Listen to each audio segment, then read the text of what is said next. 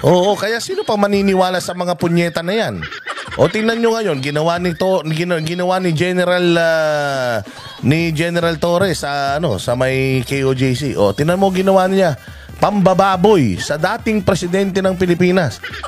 O dagdagan ko na yung init ng ulo ninyo. Sige, tapusin na natin tong ating problema. Dagdagan ko yung init ng ulo nyo, mga bossing, ha? At wait lang.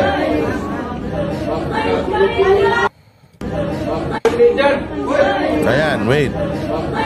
Ayaw naman. Niloop na lang natin. Ayan. O, sige. O, ito.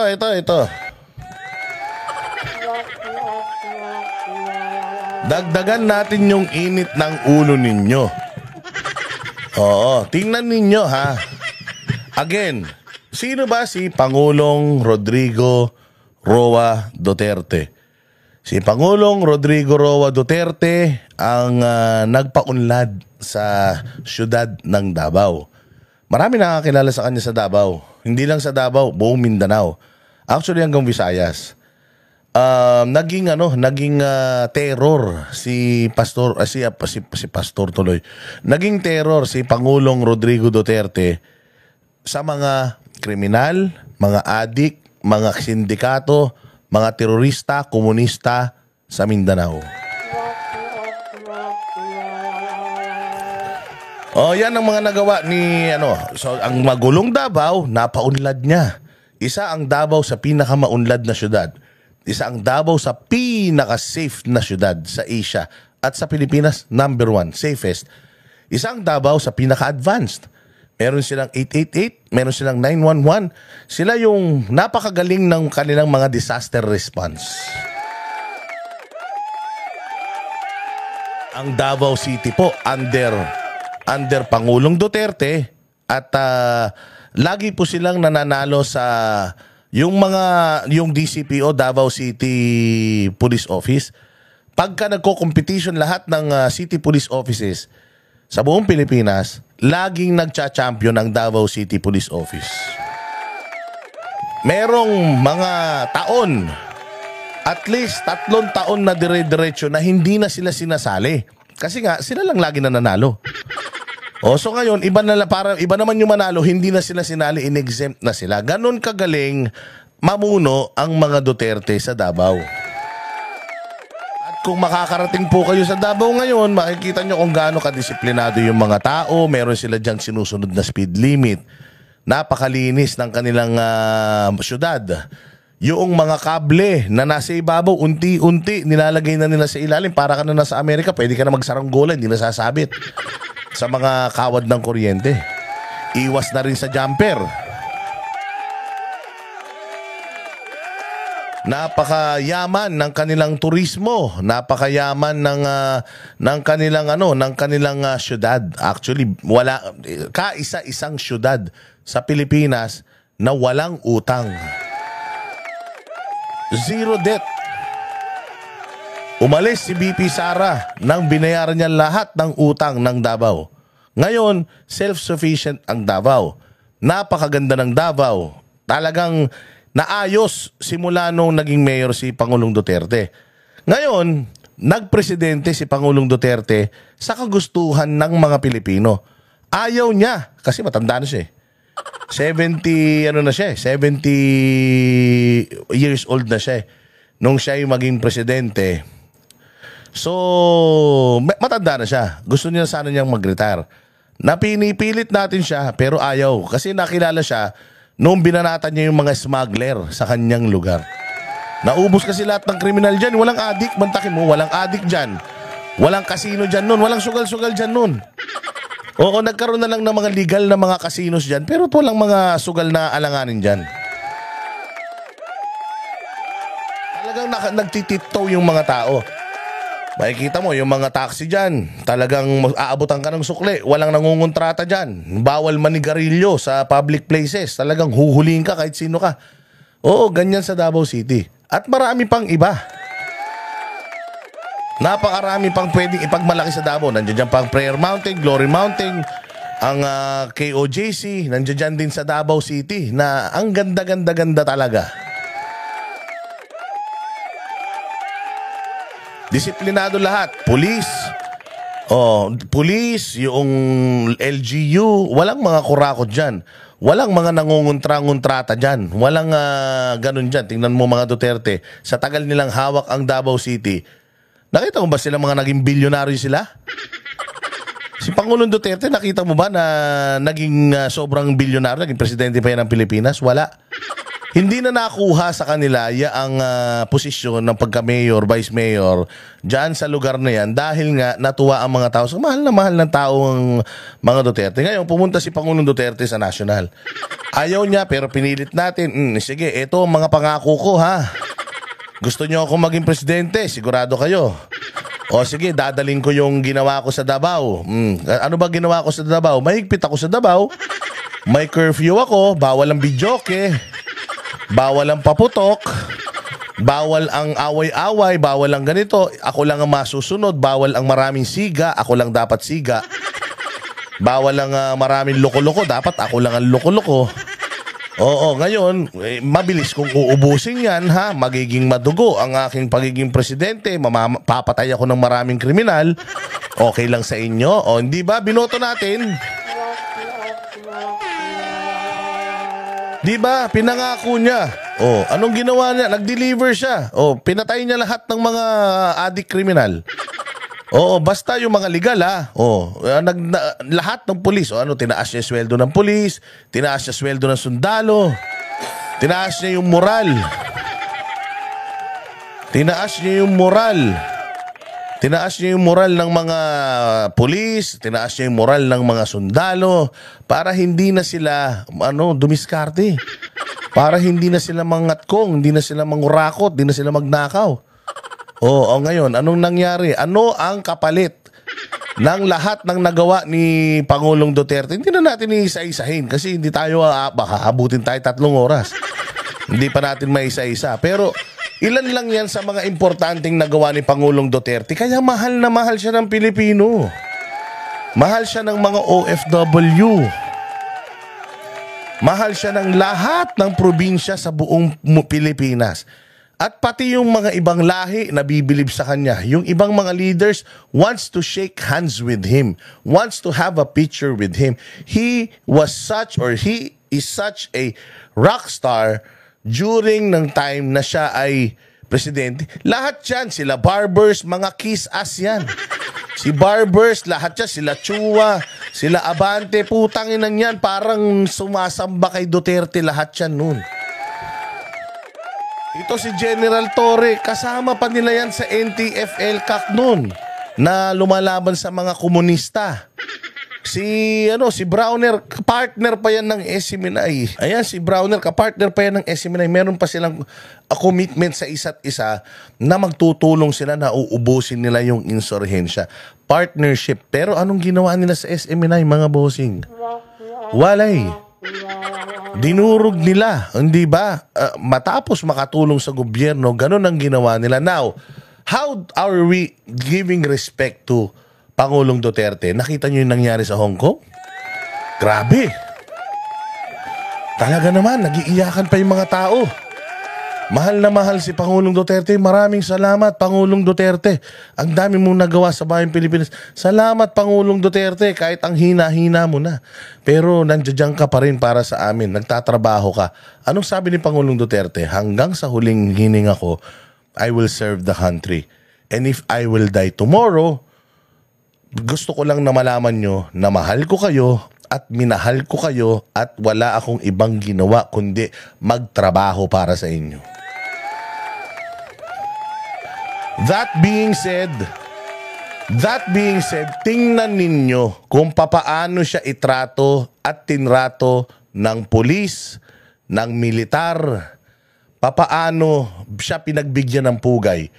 Kung tayo, mahal na mahal natin si Duterte, kulang na lang patayuan natin siya ng rebulto sa sakripisyo niya sa bayang Pilipinas.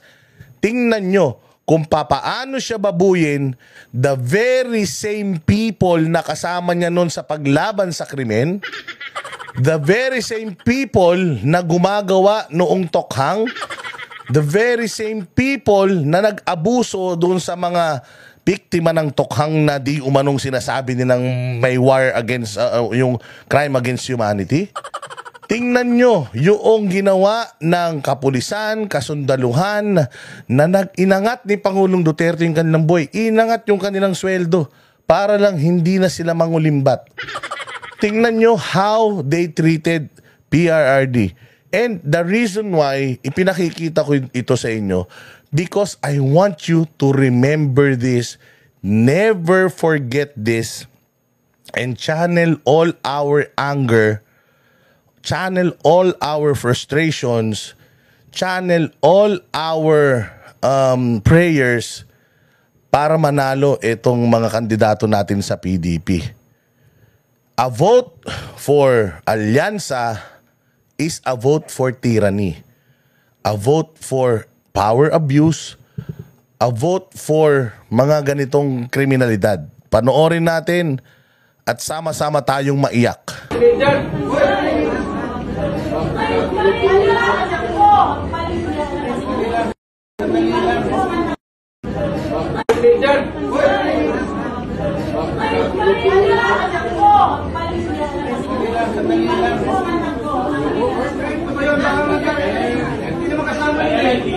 May sasabihin na.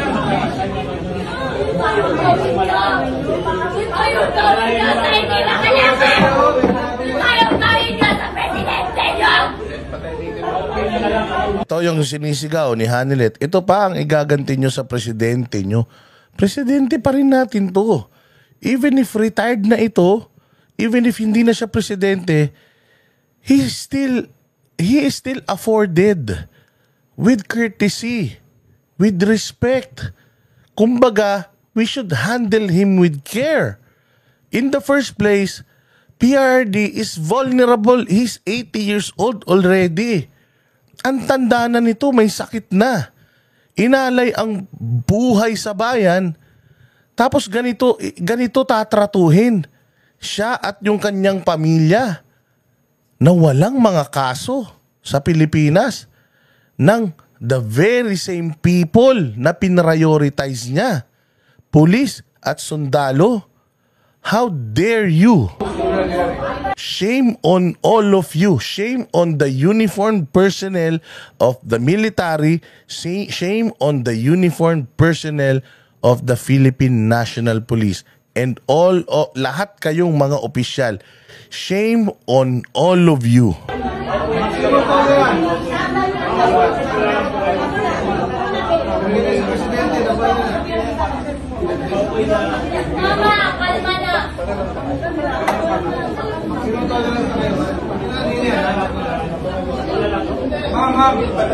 Mama, kalma na. Don't orderly balls. Yan mga ganun na reaction, expected video yan kasi pamilya. Wala ka naman o kayo nga sundalo kasi kayo ko nahuli, ganun ang pamilya. Ayan sabi niya o kayo mga sundalo, alam nyo naman yan eh. Kahit kayo, pamilya ko yan eh. Natural, magagalit yan, hinuhuli nyo ako. Di naman ako kriminal. Hindi pa naman ako guilty. Beyond reason, hindi pa naman ako katulad ni Castro na guilty na ng child abuse. Ako'y kinakasuhan pa lang, hindi naman dito sa Pilipinas. Kinakasuhan ako ng mga ibang lahi. Sino bang amo natin? Sino ba nagbabayad ng buwis natin? Putang ina nyo. Sino ang nagbabayad ng mga buwis? Amerikano? Mga European? Hindi ba ang nagbabayad ng buwis tayong mga Pilipino? O bakit kailangan natin sumunod sa ibang lahi? Bakit kailangan natin na magpaalila sa ibang lahi? Ang tagal na natin, mantakin mo. Sinakop tayo ng mga Espanyol, binaboy tayo. Sinakop tayo ng mga Amerikano, binaboy tayo. Sinakop tayo ng mga Hapon, binaboy tayo. Mantakin mo. So ano na tayo? Meron na tayong independensya. Tayo ay malaya ng bansa. Wala namang sumasakop sa atin, pero nagpapasailalim tayo sa rule ng ibang korte, ng ibang lahi.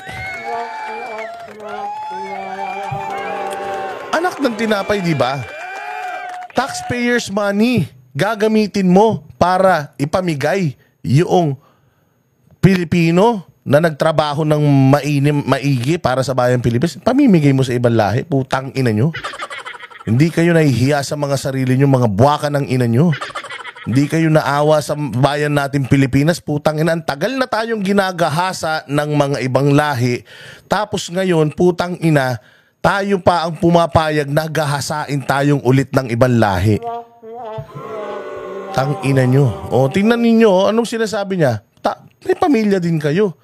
Kung kayo gawin sa inyo to, natural magagalit din pamilya nyo. Huwag nyong personalin yung anak ko, pati yung asawa ko. Natural.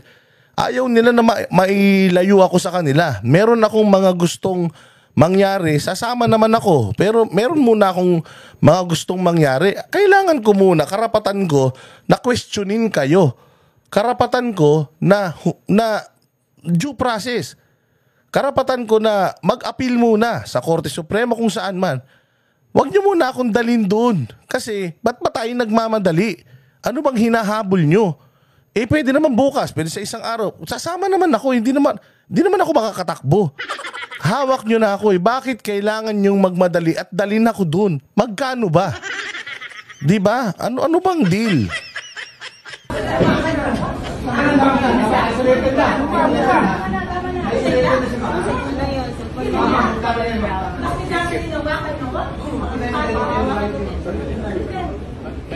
Mama, kalma ka na. Dito ka.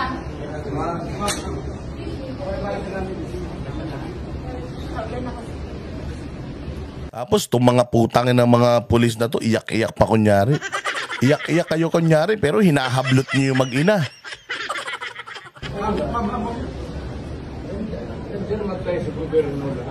Kilala man ninyo ako. Ayan, no, nagtrabaho man tayo lahat sa gobyerno, kilala nyo naman ako. Para sinasabi nga ni Pangulong Duterte, ano bang ginawa kong mali sa inyo for you to treat me like this? Anak nyo ba yung mga napatay sa war on drugs? Bakit nyo kailangang itrato ng ganito? Sana naman, ako'y dating presidente, ako'y dating piskal, ako'y dating mayor, ako'y dating congressman. Deserve ko naman siguro yung respeto, no? Baka naman pwede. I'm not asking too much. I just want due process. Sasama ako sa inyo. But I want due process. Hindi ba ninyo masabi kung ano ang krimen ko? Teka lang ha. Simplahin mo ang batas. Hindi naman ako kriminal na basta-basta na lang taputin mo na. Ayun, no, timbangin mo yung batas. Hindi naman, sabi kasi nila sumusunod lang ako sa utos. Putang inang yan. Sabi ko nga sa inyo, kung ikaw si Hitler ka, gusto ko pumatay kayo ng maraming mga Hudyo. Ginawa mo. Puta, anong tawag sa'yo? Noong panahon ni Hitler, nangyayari yan. Pero ngayon, meron na tayong freedom of choice. Inuutusan ka na gawin mo yung illegal. Dapat sumusunod ka doon sa lawful order. Hindi ka dapat sumusunod doon sa mga unlawful orders. Kasi pag sumunod ka sa unlawful order, ibig sabihin, kriminal ka. Ibig sabihin, satanas ka. Pilipino ako. Yun ang sinasabi ni Pangulong Duterte. Pilipino ako. Dati ang presidente. Kilala nyo naman ako. Hindi nyo masabi kung ano yung kaso ko. Tsaka nagmamadali kayo na dalhin ako doon. Eh, mayroon pa nga akong mga petisyon. Baka naman pwede. Anuhin natin. Antayin naman natin na ma-exhaust ko naman yung mga karapatan ko. Respeto pagka-presidente ko. Hindi nyo man lang nirespeto yung pagka-presidente. Grabe yun ha. Para hingin mo pa yun. Kasi nga, putang ina, grabe na tong mga to. Para na silang walang Diyos. Ayan o, tinan mo, binibigyan ng upuan. Anong ginawa ni Torre? Ayaw niyang paupuin. Bawal nang matagal na nakatayo si Pangulong Duterte, 80 anyos na yan, pauupuin nila, ayaw niya. General Torre, matanda ka na rin. Sooner or later, aabot ka rin sa edad na yan na hindi mo na kayang tumayo. Kung ayaw mong gawin sa'yo at mangyari sa'yo, pagtanda mo, sana naman, kahit papaano, bigyan mo naman ng galang yung presidente natin. Mas maraming nagawa yan sa buhay niya kaysa sa'yo. Mas kailangan namin si Pangulong Duterte kaysa sa'yo. Ayan o, ayaw niyang paupuin. Natutong Huwag yung ipitin na makalakad. Ayan o, sila ni Pajardo oh.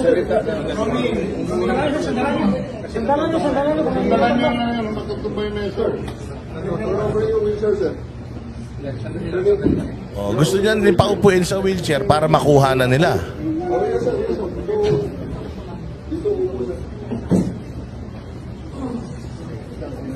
Malas ko naman. Yun ang pinakamasakit doon. Napakamalas ko naman. Alam mo, yung sinabi ni Pangulong Duterte yun na hindi niya man lang irespeto yung pagka-presidente ko. Napakamalas ko naman. Alam mo yun, ang malas mo talaga, Pangulong Duterte.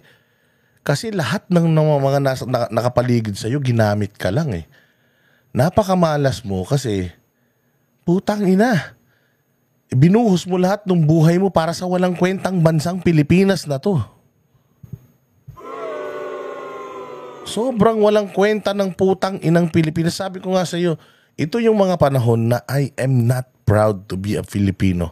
Pag nakikita ko to, hindi ako proud na Pinoy. Bakit? Putang ina. Yung ibang bansa, kalaban nila ibang bansa.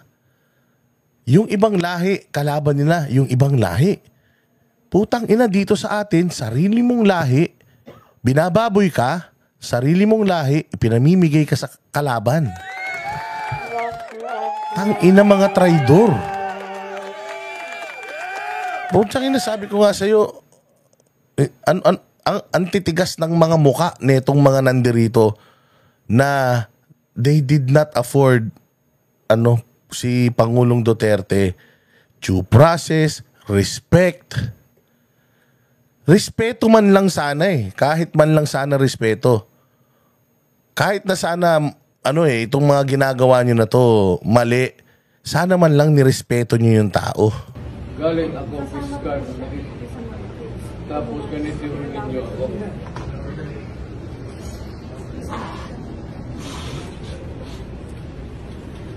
Kayong mga sundalo, kilala man ninyo ako. Anong kasalanan ko?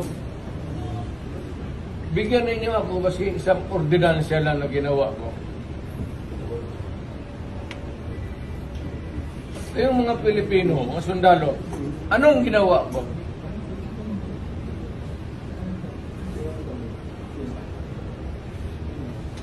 Pitanungin ko kayo.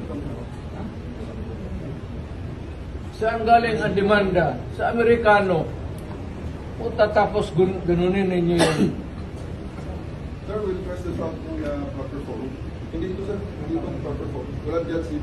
Ganyan yung sinabi niya, we will address this to proper forum.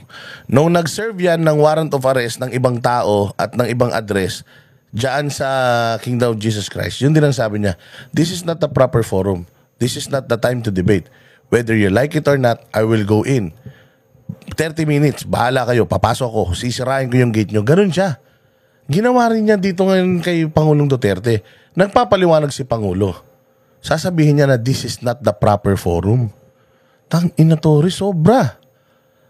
Saan ka kumuha ng tigas ng mukha? Yan ba ang pinag-aaralan nyo sa PNPA? Ganyan ba talaga kayong mga taga-PNPA? Ang mga utak nyo ganyan?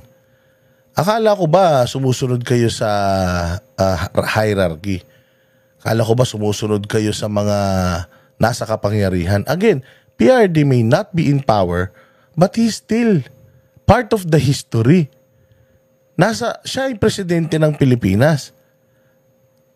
Kahit naman si Pangulong Gloria Arroyo, nung nakulong siya, nirespeto pa din naman siya.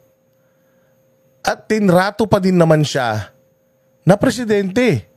Si Erap, nung nakulong, ganun din. Hindi siya kinulong, hindi siya sinama sa kulungan ng mga kriminal. Siya pa din ay binigyan ng proper na paraan. Binigyan pa rin siya ng maayos na kulungan. Yung dignidad niya, hindi tinanggal sa kanya kahit na nakakulong sila. Pero ito si Pangulong Duterte, ano ba yung kaso niya? Nagnakaw ba siya sa taong bayan? Yung mga sinasabi niyong namatay, putang ina. Yung bang mga namatay, matitinong tao? Yung bang mga namatay, katulad ng mga pinatay ng mga ampatuan ng mga matitinong media? Meron bang ganun nangyari? Wala siyang kaso dito sa Pilipinas, General Torre.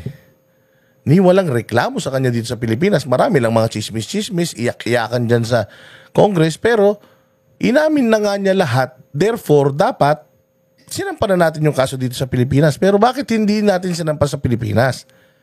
Bakit sa ibang bansa? Bakit tayo pumapayag na yung ICC na pinatatakbo ng mga komunista, doon natin isinuko si Pangulong Duterte? Alam naman natin na lahat ng komunista galit kay Pangulong Duterte. So, ano mangyayari sa kanya doon? Di parang ipinain nyo siya, dinala nyo siya sa mga leon, tapos wala siyang magawa dahil matanda na siya. Sobra naman, General Torre, yung sama ng ugali natin na presidente ng Pilipinas, sasabihin mo, this is not the proper forum. Walang judge dito. Pag-usap siya. Wala nga judge dito, sir.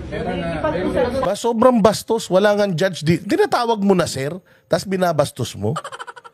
Putang ina, sobrang, ay grabe talaga. Sagad sa kadimonyohan yung asal dito ni General Torre. General Torre, wag kang magagalit ha. Ako nagre-react lang ako dito sa video. And ito yung nakita ko dito sa video na wala kang modo. Wala kang respeto. You are calling him sir pero binabastos mo siya. Plastic ang hayop. Sir, maniwala ko yung petition sa Supreme Court. Can you ask the Supreme Court? Wala sa pagkano, sir. It's not in my salary grade, please. Wala yun, sir. Please. Nagpi-please pa siya. So yung feelings mo importante, yung sa presidente hindi. Sinasabi nila na meron kaming petition sa Supreme Court. Antayin naman natin. Ano sabi niya? It's above my pay grade. Oo nga. Kapag lumabas yung petition na yun, that supersedes your authority. Actually, yung pagpunta nga ni VP Sara dyan, supersedes your authority. Kasi siya yung highest authority dyan sa lugar na yan. Therefore, she should be in control. Pero dininay mo siya. Dito ko nga lang nakita na ang CIDG chief mas makapangyarihan pa pala sa Vice President. Alam mo, huwag naman tayo magmadalian. Nag-uusap tayo dito. Sabi mo, sir, itong lang, sir. 8:30 na, sir. May hinihintay ako na anak. Hindi, siya. Ako ang humingi ng record. Ang anak ko pupunta dito. Mr. President, hindi darating yun. Kasi hindi mangyayari Bigyan yun. mo ng pagkakataon. Kasi ayaw na mangyayari yun. Magdadala ng Kasi, gabi. sir, Ayaw niyong papasukin. ayaw niyang papasukin. Grabe, deprivation naman. Abuso naman yan. Hayaan mo lang makita nila ang tatay nila. 80 anyo. Kung gano'n, okay lang. Kung hindi niyo papasukin, make it clear. Yes, sir. Hindi papasukin, sir. Hindi ninyo, ikaw, Yes, sir. hindi mo Upon my orders. hindi mo pinapasok. Yes. Upon his orders, hindi niya papasukin ng Vice President, which is also the legal counsel of PRD. So, ang dami niyang nilabag dito na karapatan. Ang dami niyang nilabag dito. Ito pa lang, abogado ko yan. Anak ko yan. Hindi ko papasukin yan. Vice President yan. So, talagang tinanggalan na niya ng kapangyarihan si VP Sara. Wala na talagang kapangyarihan si VP Sara. So, ganun na ba dito sa Pilipinas? So, ibig sabihin, even if on time, yung Supreme Court nakapag-issue ng TRO, hindi nito i-honor. Why? Because he's just following orders sa mga amo niya na kahit na mali na. Kaya nga sana lang talaga, somebody somebody should act and give this person yung leksyon. Kasi hindi hihinto ang pagiging diktador, tyranny dito sa Pilipinas hanggat may mga ganitong pulis. Dapat itong mga ganitong pulis hindi binibigyan to ng tsapa. Dapat tinatanggalan to na in-strip to of everything. Dapat to ginagawa tong ordinaryong tao para kapag sa kanya nangyari yung mga pang-aabuso, naramdaman niya yung pang-aabuso, tapos managhoy siya, walang tutulong sa kanya para ma-realize niya kung ano yung ginawa niya habang siya'y nasa kapangyarihan. Sir, upon my order, sir. Sabi ko, ang abogado ko, ang anak ko na babae. They can visit you at your detention center, sir. Please. Sige, sir. Para tapos na tayo. Paano mo na lang? Napapagod na si Presidente, ma'am. Paniwala kayo. Dalawa lang yun eh. Maawa naman kayo sa Presidente. Hindi nga. Dalawa. Napapagod na yan. Ayun na, ganun pa siya. Maawa na kayo sa presidente, napapagod na yan eh. Gago. Sobrang sama ng ugali mo. Maawa ka sa presidente. Presidente yan, tapos gusto mong ikulong. So parang maawa na kayo sa presidente, sige na ipakulong nyo. Sobra, Tore. Alam mo, grabe. Grabe talaga. Alam mo kung siguro ako ito, personal ko to kung magulang kita, putang ina, kakahiya talaga kita. Kung tsuhing kita, ninong kita, putang ina, itatakwil talaga kita. Hindi ito gawain ng isang totoong patriot. Dito gawain ng isang Pilipino. Kung ganito ang ugali ng Pilipino, putang ina, kinakahiya ko na talaga na Pilipino ako. Kung ito ang magiging mga model citizen ng bayang Pilipinas, nakakadiri ang Pilipino kapag kaganyan. Hindi natin deserve lahat ng magagandang bagay kung ganito ang ugali ng mga Pilipino. Dapat talaga sa atin, third world, fourth world, fifth world, dun tayo sa pinaka, mahirap. Talagang parang mga daga na. Oo, hindi natin deserve yung magandang buhay kung ganito ang mga ugali natin. Kaya ano lang, Hintayin na lang ninyo yung request. Hintayin ninyo Hindi na mangyayari, sir. Huwag mo na mag-i-deny. As you said, bakit mo naman i-deny ang abogado ko, ang abogado ko yung anak ko na babae? Bakit ninyo i-deny? Bakit wala mangyayari, sir? I-tape mo lang, i-tape record ninyo. Kasi, Sir, ang dami na kabidyo, sir. Ang dami na kabidyo. oh. I'll go to jail for this, sir, if necessary. Yes, of course. I'll go to hell also for this. Yes, sir. If I'll go to jail for this, gumaganon pa siya. Alam niya kasi sila yung nasa kapangyarihan eh. And alam niya, he will not go to jail for this because he's just doing what he's told. Sobra talaga ito. Sobrang provocative, sobrang disrespectful, sobrang balasubas. I mean, lahat na talaga na ang sabi ko nga sa'yo, wala akong masabi talaga nung napanood ko tong video na to. Napaisip ako, sabi ko, alam ko merong taong masama, merong taong kriminal, merong taong brutal. Parang more than that eh. Parang mahihiya si Satanas dito kay General Torre. Sabi ko nga, sa inasal ni General Torre dito, mahihiya talaga ang demonyo eh. Mabait pa demonyo sa lagay ng yan, sa inasal nito ni General Torre. Kaya na, mag-decide ako kung dadating ba ang mga anak ko at kung hindi ninyo pinapasok. Papasukin mo na lang yung anak. Maawa ka na lang para na makabusap Kasi yung anak, Sir, matapos ito, sir. Papasukin mo. Hindi matatapos ito, sir, pag hindi kayo sumunod. and Napakasimple yung order. allow me to consult my lawyer who is my daughter.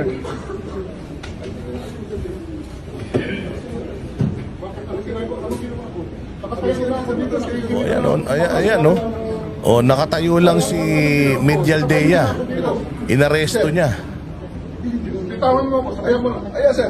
Bitawan mo lang ako. Artist ako. Bitawan mo ako. You have the right to remain silent. Tangina. Everything you say Power tripping. Pucha, ganyan-ganyan yung mga ganyan-ganyan. Pag martial law, putang ina, wala nang warrant to pares. Wala kang ginagawa, nakatayo ka lang, putang ina, you have the right to remain silent. Anything you say will be used against you in the court of law. You have the right to get an attorney. If you don't have an attorney, the state will provide you one. Puta ako rin sa ulo ko. So lahat ng pwede kong sabihan ng Miranda rights, pwede kong nang arestuhin. Ito nakatayo lang.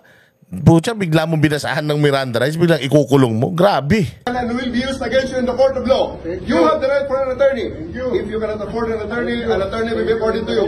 Do you understand this right? Yes, sir. You are under arrest for obstruction of justice 1829. Obstruction of justice, nakatayo lang. Tangina, nakatayo ang sikip-sikip dyan.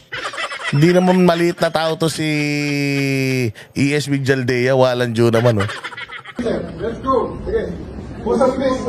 Pause up. Pause up.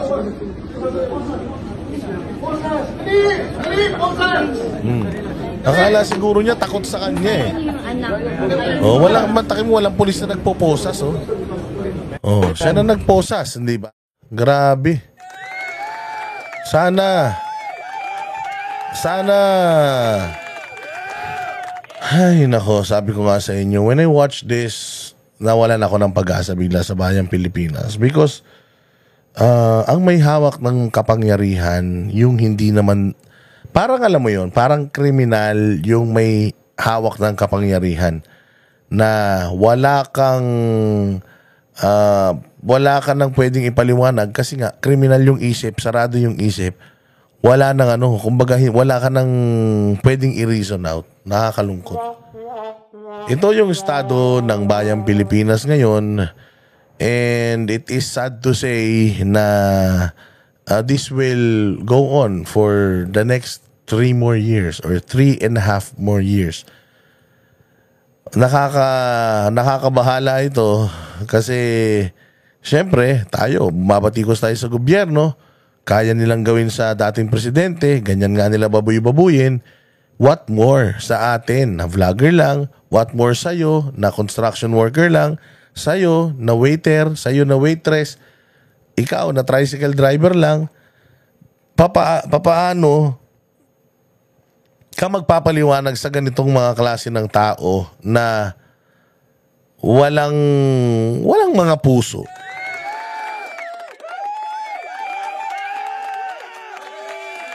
Kung ano talaga ang puno, siya ang bunga. Kaya nga, sumikat talaga itong si General Torre sa ganitong mga gawain. Abusuhin yung kanyang kapangyarihan, porket general, tapos ka na, matanda ka na, hindi ka na presidente, pagpahinga ka na, kulong ka, lika, arestuin kita. Yung alam mo yun, nakatahimik lang naman yung mga tao, pero aarestuin mo. Alam mo, it's heartbreaking for all of us Filipinos that the person na nagtrabaho para sa ating bayan, naglinis ng pamahalaan, naglumaban sa korupsyon, lumaban sa insurhensya, binigyan ng dignidad ng mga Pilipino, mga OFW, pati ang mga pulis, sundalo, binigyan ng dignidad, ibinalik sa taong bayan yung kalsada.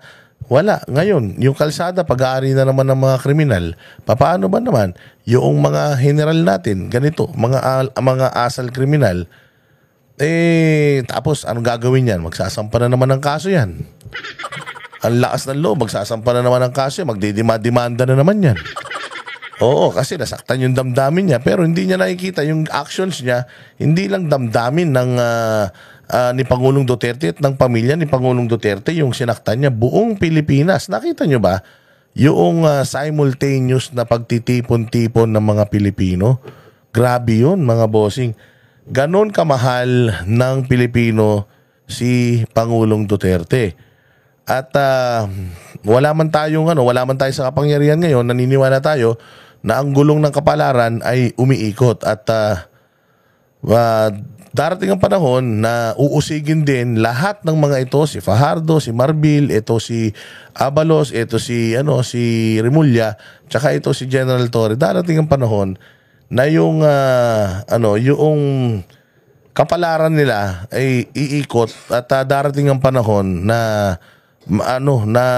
tayong lahat ng mga Pilipino ay maniningil. Pero siguro lahat, sabi ko nga sa inyo, lahat ng mga natin, ng mga galit natin, lahat ng mga inis natin, frustration, sama ng loob, luha, lahat yan, i-reserve natin, lahat yan, ipunin natin. Pinakita ko to sa inyo for you to always remember na may pag-asa pa tayo. This coming May 2025, lahat ng mga kandidato ng Duterte, yung 10 kandidato, ilagay natin dito, yung 10 kandidato ng Duterte, ayan, iboto natin to lahat. Kasama na natin dito si Dr. Erica Mata. Siya yung pang-10.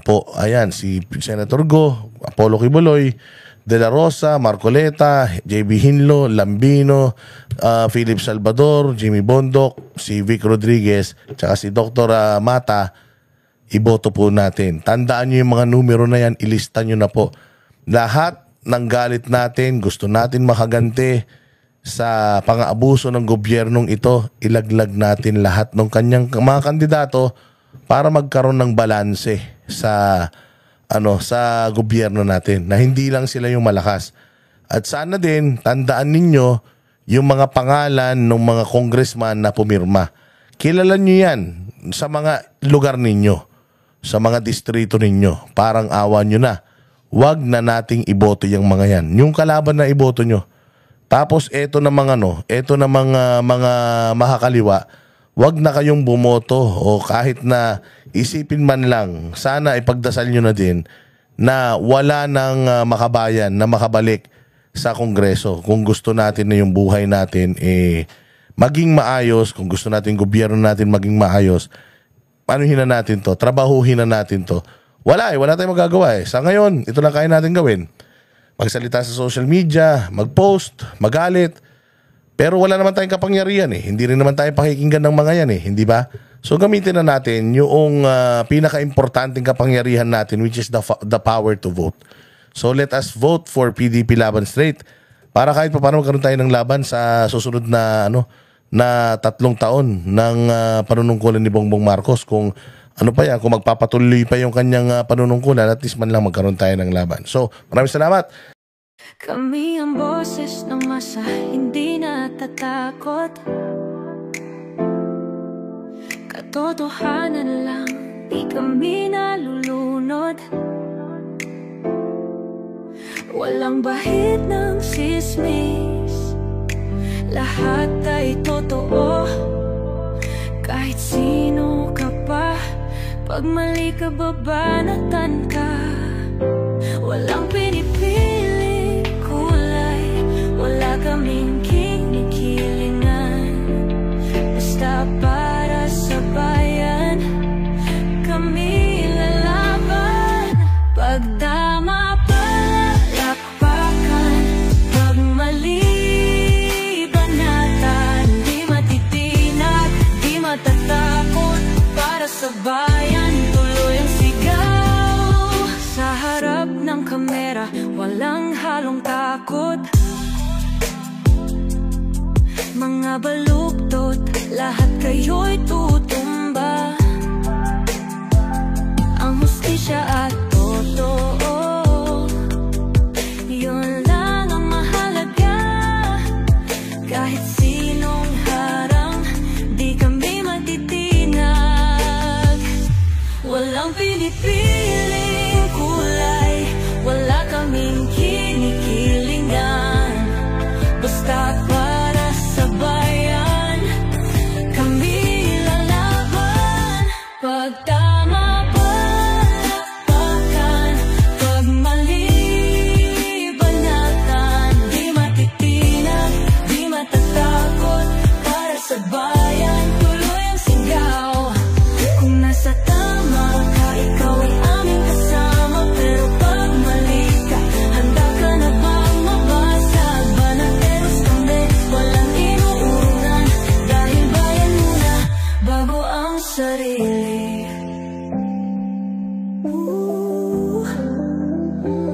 Bago ang sarili.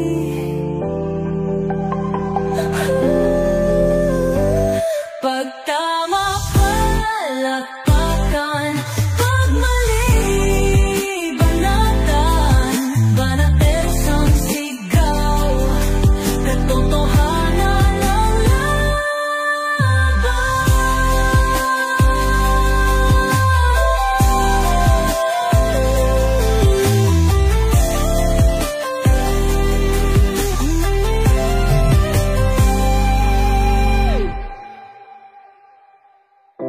Sa